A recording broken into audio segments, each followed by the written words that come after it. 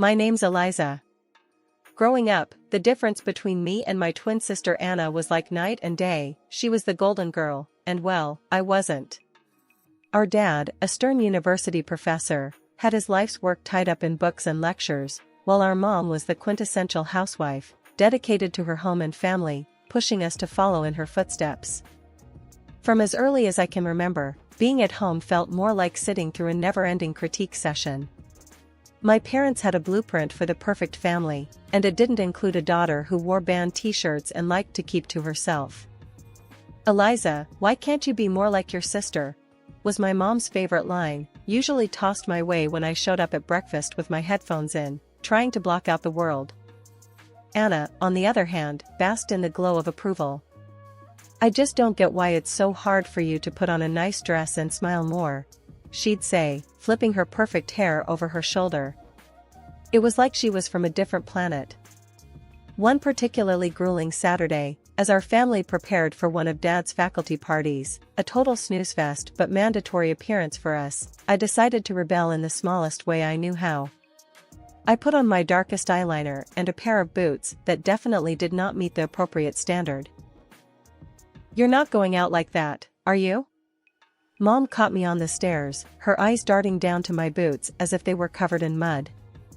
I shrugged, my standard defense. "Don't see why not." She sighed, that long, drawn-out kind that said I was the biggest disappointment in her perfectly ordered world.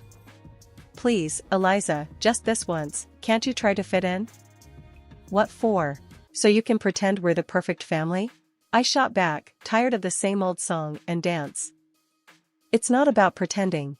It's about showing respect for your father," she argued, her voice taking on that sharp tone that meant business. Anna, overhearing the exchange, came trotting down the hallway, her heels clicking on the hardwood like a judge approaching the bench. "Mom's right, Liz. It's not that hard to look decent. Why do you always have to make things difficult?" "Maybe I don't want to be a clone of you, Anna," I snapped, feeling my face get hot. I hated these arguments, hated being compared. But more than anything, I hated feeling like the odd one out in my own home. Dad appeared at the bottom of the stairs, his brow furrowed. "Enough," he commanded, his voice firm. "Eliza, go change. Now. We're leaving in 10 minutes. His tone left no room for argument. He didn't yell, he didn't need to. The disappointment in his eyes was enough to send me marching back to my room to swap my boots for bland flats and wipe away half my eyeliner. As we drove to the party, the car was silent except for the classical music Dad insisted on playing because it was calming. I stared out the window, the trees blurring past. In that moment, I promised myself, someday I'd live a life where no one could tell me what to wear, how to act, or who to be. Someday, I'd be free from the echo of these expectations. My room was the only corner of the house where I could pretend I was somewhere else, anywhere else. Unlike the rest of the house, which was filled with my parents' choices, my room was mine. It wasn't much, just 4 walls covered in sketches and music posters, but it was my escape from the reality of my family's expectations. One evening, as I was trying to lose myself in a playlist of my favorite bands, Dad knocked and marched into my room, his face set in a familiar frown. "Eliza, turn that noise down. And why haven't you studied with Anna today? You know you both have exams coming up," he said, his voice stern. I pulled out one earbud and looked up at him, trying to keep my voice even. "I've been studying, just not with Anna. I learn better on my own." Dad shook his head, clearly not buying it. "You know the rules. Your sister gets good grades, and you should be doing the same. I don't see why you always have to make things difficult." "It's not about making things difficult," I said, my frustration growing. "I just don't see why I have to follow Anna's way of doing everything. Can't I have my own way of studying?" He didn't respond to that, just switched his complaint. "And those friends of yours, I saw you with them at the cafe yesterday. I don't think they're a good influence. You should be spending time with the daughters of my colleagues. They're more suitable." I felt my temper rise. "Suitable for what? For you?" Because they talk about economics and pretend to enjoy those boring university gatherings? Before he could answer, Mom appeared at the doorway, her voice sharp as she joined in. Eliza, your father is right. Those girls are from good families. They know how to behave. They're the kind of friends you should want. I stood up, facing both of them. What if I don't want friends who are picked for me? What if I want to choose my own friends, choose what I study, or even what I want to be? That's enough, Eliza, Mom said, her tone final. You know your future is with the university. Your father has made sure of that. And after you graduate, you'll need to start thinking about settling down. We've already discussed this. Settling down. The words hung in the air like a life sentence. You mean, start thinking about being someone's wife? Like Anna? Is that all you think I'm meant for? Mom's face softened slightly, but her voice remained firm. We want what's best for you. Following the path we've set out will give you a good life. A good life, I repeated, the irony bitter in my mouth. Is it a good life if it's someone else's idea of good? No one answered that. They didn't need to. We all knew there was no point in arguing. They had their plans, and they expected me to fall in line, just like Anna. Anna and I were like two sides of the same coin, always together, but never on the same page. At university, where Dad taught, the differences between us grew even more obvious. She was into business management, the golden child, always nodding along in lectures, asking smart questions that made professors nod appreciatively. Me? I was stuck in the same program, but it felt like wearing a shoe on the wrong foot, awkward, uncomfortable, and just plain wrong. One afternoon, as I trudged through a mountain of textbooks in the library, Anna breezed in, her notes organized, her smile ready. Hey, Liz, you coming to the study group tonight? Professor Hall mentioned he's dropping by, could be good for us to show face, she said, her tone light but insistent. I glanced up, feeling the weight of her expectations. Nah, I don't think so. Those things aren't really my scene, you know? She frowned, placing her books down with a thud that matched her disapproval. It's not about it being your scene, Liz. It's about making the right impressions. You need to start taking this seriously. We're graduating soon. I shrugged, turning back to my notes. I am taking it seriously, just not in a way that makes me miserable. Why bother pretending? Because, Liz, sometimes you have to play the game to get ahead. You think I like all of this? She gestured around at her perfectly tabbed textbooks and color-coded notes. It's not about liking, it's about doing what's necessary. I shook my head, pushing back my chair with a scrape. Well, maybe I'm tired of doing what's necessary according to everyone else. Did you ever think of that? Her voice softened, but her eyes were steel. Liz, I'm just trying to look out for you. Dad's not going to be around to sort things out forever. What are you going to do if you keep alienating everyone? Maybe I'll figure it out on my own. Maybe I don't need to follow Dad's roadmap or yours. I shot back, feeling a surge of defiance. Anna sighed, her frustration clear. You're so stubborn.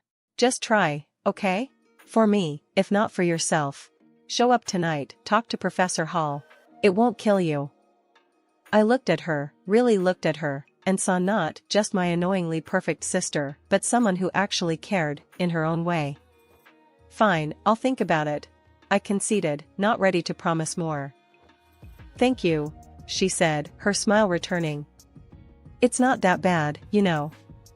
You might even like it if you gave it a chance. Doubt it, I muttered, but I knew I'd lost this round.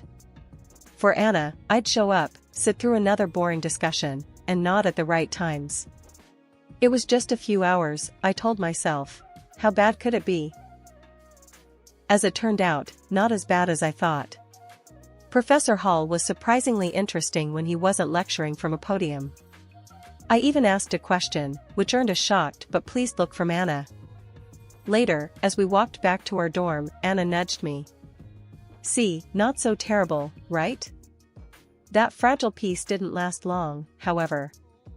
In our last year, Anna introduced us to her fiancé, a lawyer 10 years her senior, already well established and exactly what our parents dreamed of. Mom and Dad were over the moon, praising Anna for making such a smart match, and immediately turned their expectant eyes on me. "Now, Eliza, it's your turn to find someone suitable," Dad said one evening over dinner, his tone implying that my time was running out. Mom nodded enthusiastically, already planning out my life as if it were another one of her well-organized home projects. "Think about your future, dear. Someone who can provide for you, who has a good standing." I remember staring at my plate, feeling the walls close in. Anna's wedding was meticulously planned down to the last detail by Mom, from the bridesmaids' dresses to the floral arrangements, showcasing her perfect vision of family prestige. After the wedding, Mom often visited Anna, doling out advice and ensuring her life played out just as she had orchestrated. Witnessing this, I knew one thing for certain: I didn't want my life tailored by someone else's hands. One day, I was walking down the street, lost in thoughts of how to escape the life my parents envisioned for me, when I heard the deep rumble of a motorcycle approaching. Curiosity pulled me toward the sound. That's when I saw him, Jake, with his leather jacket and carefree smile, pulling up beside me. "You look like you need a ride," he called over the roar of the engine, a playful twinkle in his eyes. I hesitated, glancing back towards the path home, then at his outstretched hand. What did I have to lose? "Sure, why not?" I replied, my voice a mix of nerves and excitement. Climbing onto the back of his bike, I felt a rush of adrenaline as we sped away. The wind whipped through my hair, and for the first time in a long time, I laughed, genuinely laughed. Jake shouted something about showing me his world, and I held on tighter, not wanting this moment to end. We stopped at a diner frequented by bikers. Over burgers and fries, Jake told me about his life as a welder, his passion for bikes, and his love for the open road. It was so different from anything I was used to, raw and real. "Don't you get scared, living like this?" I asked, my voice barely above the clatter of plates and chatter around us. "Scared? Nah, it's thrilling. You never know what's around the corner. Isn't that better than having everything planned out for you?" he replied, his eyes lighting up with each word. Over the next few weeks, we met secretly. Each ride on Jake's motorcycle pulled me further from the life I was supposed to live and closer to the life I wanted. The speed, the adventure, it wasn't just about the thrill. It was about feeling alive, feeling free. One evening, as we watched the sunset from a secluded overlook, Jake turned to me. "Eliza, I don't just ride to escape. I ride to feel alive, to make every moment count. With you, every moment feels like it's worth something." I leaned into him, my heart beating fast. "I've never felt like this before. You make me feel free, Jake." He smiled, pulling me closer. "Then let's not go back to just existing. Let's live." 6 months with Jake felt like a lifetime of moments I'd always dreamed of. The day he proposed, under the stars with the gentle rumble of his bike in the background, my heart screamed a yes, before my mouth could form the word. It was perfect, except for one looming hurdle: my parents. I wrestled with the fear of introducing Jake to them. He was everything they disapproved of: his rough edges, his wild spirit, his simple yet content life as a welder. But love bolstered my courage, and I decided it was time they knew. The day I brought Jake home, he was clad in his usual, a leather vest, black t-shirt, ripped jeans, and a bandana. I loved that about him: he was unapologetically himself. We walked up the driveway, and I could already feel the weight of my parents' judgment. As we stepped inside, Mom's face went pale at the sight of Jake, her eyes widening in shock. "What in the world, Eliza?" she gasped, her voice barely a whisper. Dad's reaction was harsher, his words sharp as knives. "Who is this, and why is he dressed like a thug in our house?" I took a deep breath, steadying my nerves.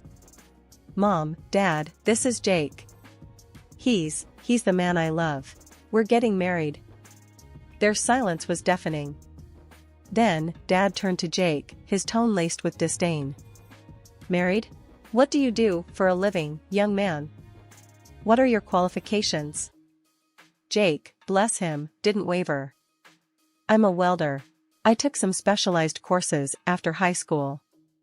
I work hard, and I make an honest living. The look on my parents' faces was a mix of horror and disbelief. Mom looked like she might faint. A welder? Eliza, you can't be serious. Dad's voice rose, anger flaring. You expect us to give our blessing to this? To throw away your future for a welder? I felt my resolve harden. Yes, because he makes me happy. Isn't that what should matter?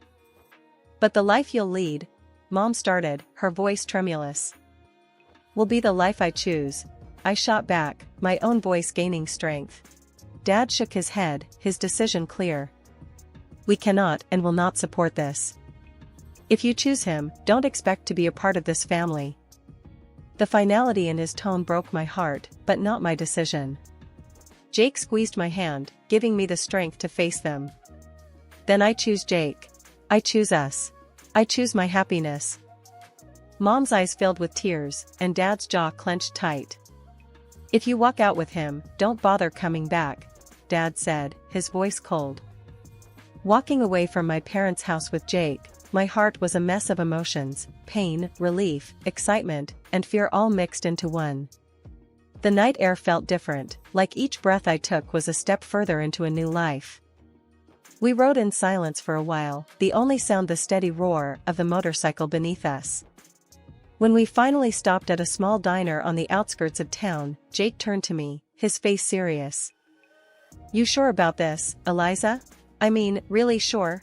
There's no going back after tonight, he said, his eyes searching mine for any hint of doubt. I nodded, squeezing his hand tightly. I've never been more sure of anything. Being with you, this feels right. It feels like what I'm supposed to do. He smiled, that reckless, charming smile that had won me over the first day we met. All right, then. Let's do it. Let's start our life together. Inside the diner, we found a quiet booth in the corner. The waitress brought over 2 coffees without asking, and we sat there, planning our next steps. So, what's first?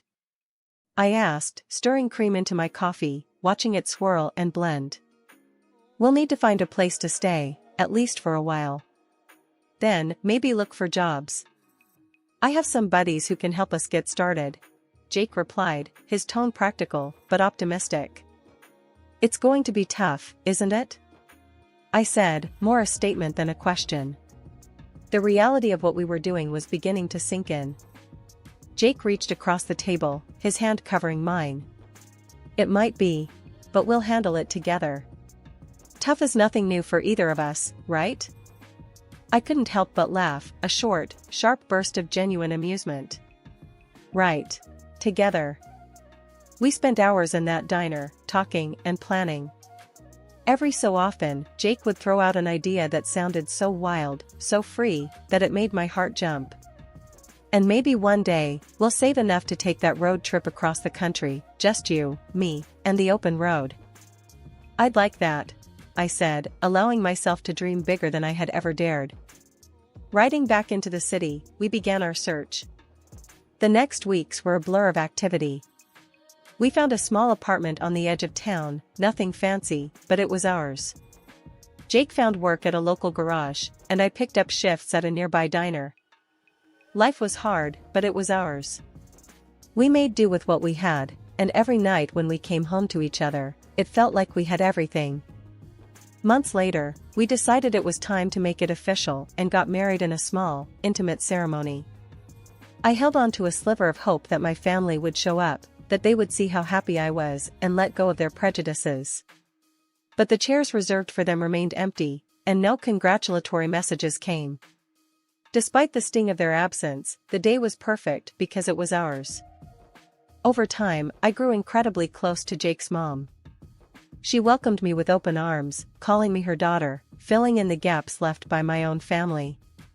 Her warmth and acceptance healed some of the wounds left by my parents' rejection. Things were finally looking up for Jake and me. After he completed additional diving training and became a certified underwater welder, his income shot up to $150,000 a year. That change made a world of difference. We managed to buy a townhouse in a nice area, the kind of place I'd always daydreamed about but never thought I'd actually live in. I started working as a dispatcher in Jake's company. It wasn't just a job, it felt like I was part of something important, supporting the man I loved and building our future together. On weekends, we'd escape the city on his bike, roaring through winding roads and taking in breathtaking views of nature. Those moments, with the wind in my hair and his warmth against my back, were pure bliss. Living nearby, my mother-in-law became a frequent visitor.